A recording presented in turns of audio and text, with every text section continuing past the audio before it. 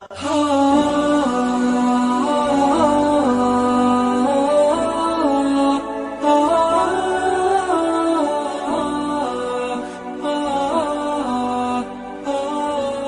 حضرت کے چینل کو سبسکرائب کریں اور بہترین صدقہ جاریہ حاصل کریں۔ جزاک اللہ۔ اللہ تبارک و تعالیٰ بڑے رحیم ہے میرے دوستوں، بس ایک مرتبہ سچے دل سے توبہ کر لو، ایک مرتبہ کر لو، اللہ ضرور اس توبے کے بدلے تمہاری زندگی بدلا دیں گے۔ حضرت عمر رضی اللہ تعالیٰ عنہ کے زمانے میں ایک بوڑھا آدمی مسلمان ہوا اور تابعین میں سے بنا۔ اس نے اپنی زندگی گانے میں گزار دی۔ اس کی آواز بڑی اچھی تھی، جب وہ گانا گاتا تھا تو لوگ بڑے خوش ہو جاتے تھے۔ اس کے اطراف سینکڑوں لوگوں کا مجمع ہوتا تھا اور اچھی کمائی بھی ہوتی تھی۔ اس کی نہ اولاد تھی اور اس کی بیوی بھی فوت ہو گئی تھی۔ جب وہ بوڑھا ہو گیا تو دانت گر گئے، تو جس کی وجہ سے وہ گا ہی نہیں سکتا تھا۔ اس کی کمائی بھی ختم ہو گئی۔ وہ مانگنے کے لیے مجبور ہو گیا اور اپنے دوستوں کے پاس جا کر مانگ کر کھاتا تھا۔ کچھ عرصے کے بعد اس کے دوستوں نے بھی اس کو منع کر دیا۔ جب سب دوستوں نے نہ کر دی تو کئی دن تک کھانے کو نہ ملتا۔ اس کو اپنی جوانی یاد آتی کہ میں اتنا حسین تھا، اتنا خوبصورت تھا، میری آواز کوئل کے مانند تھی، جب میں گاتا تھا تو ہزاروں لوگ میری آواز پر مرتے تھے اور میری ایک جھلک دیکھنے کو ترستے تھے، لیکن آج میں دھکے کھاتا پھر رہا ہوں اور کوئی بندہ مجھے ایک وقت کا کھانا دینے کے لیے تیار نہیں۔ اس بڑھاپے، کمزوری اور بھوک کی حالت میں اس کا دل بڑا ٹوٹ گیا۔ اس نے سوچا کہ کاش وہ راتیں میں اللہ کے لیے جاگتا، وہ راتیں میں اللہ کے راستے میں نکالتا تو اللہ تبارک و تعالیٰ تو مجھے کبھی اپنے دربار سے نہ دھتکار دے، لیکن میں نے تو اپنی پوری جوانی ضائع کر دی۔ نہ میرے پاس حسن و جمال ہے، نہ مال ہے، کچھ بھی نہیں ہے۔ اب میں اپنے رب کو کیسے مناؤں میرے رب کو؟ چنانچہ وہ اسی سوچ میں جنت البقیع میں چلے گیا اور قبروں کے درمیان ایک جگہ بیٹھ کر اپنی جوانی کو یاد کرنے لگا اور رونے لگا اور یہ دعائیں مانگنے لگا کہ رب کریم، میں نے اپنی جوانی ضائع کر دی، اب میرے پاس کچھ بھی نہیں ہے، میں آپ کے سامنے کیا پیش کروں گا؟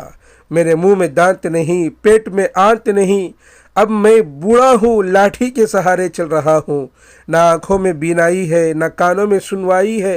اے مالک، اب میں بہت شرمندہ ہوں، مگر یہاں آ کر بیٹھا ہوں تاکہ میں اپنے قبر کے قریب ہو جاؤں۔ یہ واقعہ مولانا روم رحمۃ اللہ علیہ نے لکھا ہے۔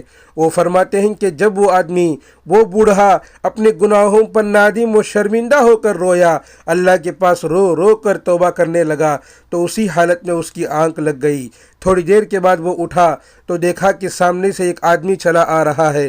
جب اس نے غور سے دیکھا تو وہ امیر المؤمنین حضرت عمر فاروق رضی اللہ تعالیٰ عنہ تھے اور انہوں نے اپنے سر کے اوپر کچھ اٹھایا ہوا تھا۔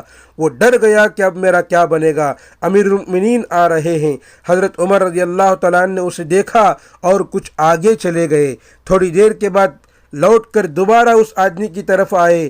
جب اس نے انہیں دوبارہ اپنی طرف آتے دیکھا تو اور زیادہ ڈر گیا، یہ پھر میری طرف آ رہے ہیں، پتہ نہیں میرا کیا بنے گا۔ حضرت عمر رضی اللہ تعالیٰ عنہ اس کے پاس آئے تو انہوں نے اپنے سر سے اس کھانے کو اتارا اور اس کے سامنے رکھا اور فرمانے لگے کہ بھائی کھانا کھاؤ۔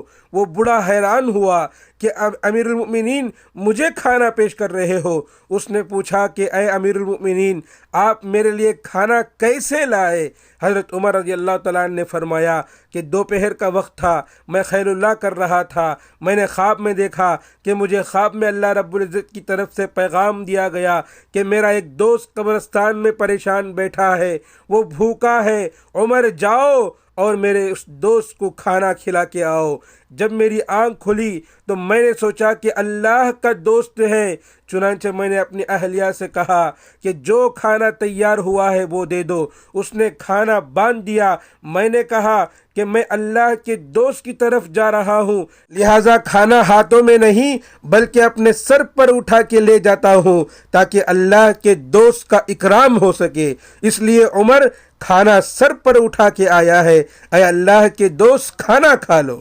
جب اس نے یہ سنا تو کہنے لگا کہ اچھا، میں نے ابھی تھوڑی دیر پہلے اپنے رب کے سامنے توبہ کی تھی، میرا پروردگار کتنا کریم ہے کہ اس نے میرے تمام گناہوں کے باوجود میری ندامت کو قبول کر لیا اور وقت کے امیر المؤمنین کو خواب میں حکم دیا کہ جاؤ میرے دوست کو کھانا کھلا کے آؤ۔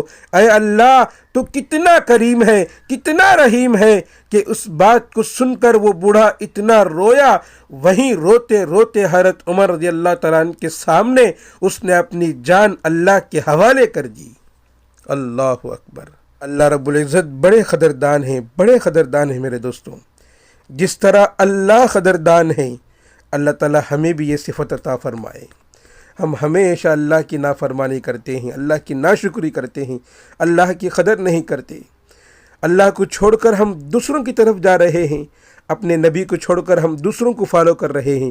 اللہ ہم سب کی حفاظت فرمائے۔ بس رمضان کا مبارک مہینہ چل رہا ہے، سچے دل سے توبہ کر لیں کہ آئندہ گناہ نہیں کروں گا۔ اپنے سارے گناہوں کو لکھو اور ایک ایک گناہ پر توبہ کرو میرے دوستو۔ دیکھو اللہ تبارک و تعالیٰ ضرور ہماری زندگیاں بدلا دیں گے۔